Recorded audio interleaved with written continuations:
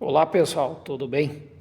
Hoje eu estou aí para apresentar um pouco mais sobre rochas, especificamente as rochas metamórficas. As rochas metamórficas, elas são formadas a partir da metamorfose de rochas já existentes.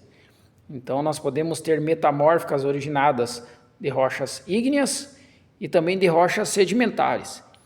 Então, como foram falar nos vídeos anteriores, destacamos as rochas ígneas, posteriormente as sedimentares e hoje vamos falar das metamórficas.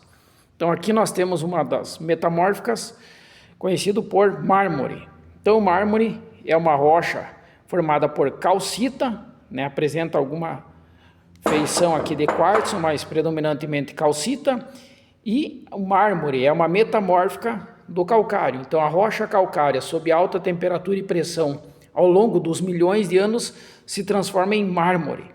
Então o mármore é uma rocha metamórfica do calcário. Também nós temos a rocha metamórfica quartzito. Então o quartzito, ela é uma rocha que é formada a partir da metamorfização do arenito. Então o arenito é uma rocha sedimentar, sob alta temperatura e pressão, ela se transforma ao longo do tempo em rocha metamórfica denominada quartzito. E esse processo ocorre em função dessas rochas sofrer um aumento de temperatura e pressão, e ao longo do tempo os minerais eles se reorganizam, se reconsolidam, formando uma rocha metamórfica. Aqui nós temos um argilito. Então nós temos uma rocha sedimentar de argila formada por sedimentos predominantemente argilosos, que sob alta temperatura e pressão se metamorfiza num argilito, que é uma rocha metamórfica. Aqui nós temos uma rocha granito, que é uma rocha ígnea intrusiva, que sob alta temperatura e pressão ao longo do tempo se metamorfiza, se altera e forma uma rocha metamórfica denominada gneiss. Observem que os minerais no granito eles estão todos misturados, São minerais, é uma rocha que a gente chama de fanerítica, ou seja, os minerais crescem em função do resfriamento mais lento.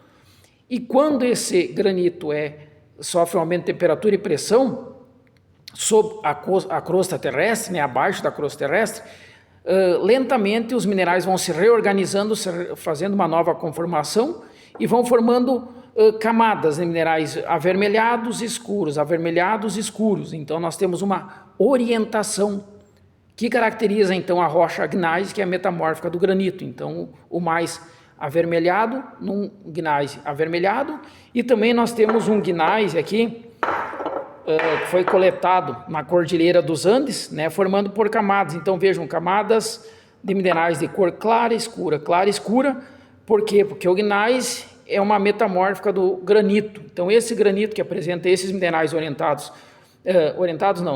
distribuídos de maneira aleatória dentro da rocha, quando sofre o processo de metamorfização, vai formar camadas claras e escuras, ou uma reorganização em bandas.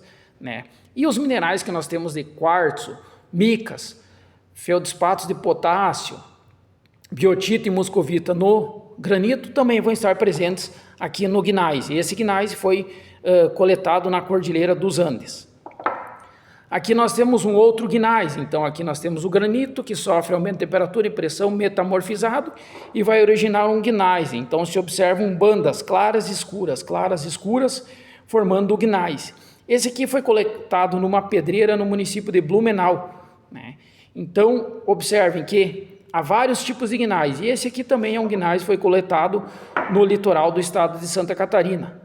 Então observa-se que várias rochas ígneas, como o granito, que é uma plutônica, vão originar gneisses. E qual que é a principal característica dos gneisses? Essa orientação de grãos na coloração clara, escura e clara, escura, formando um bandamento, cor clara, escura, assim como no gneiss mais avermelhado.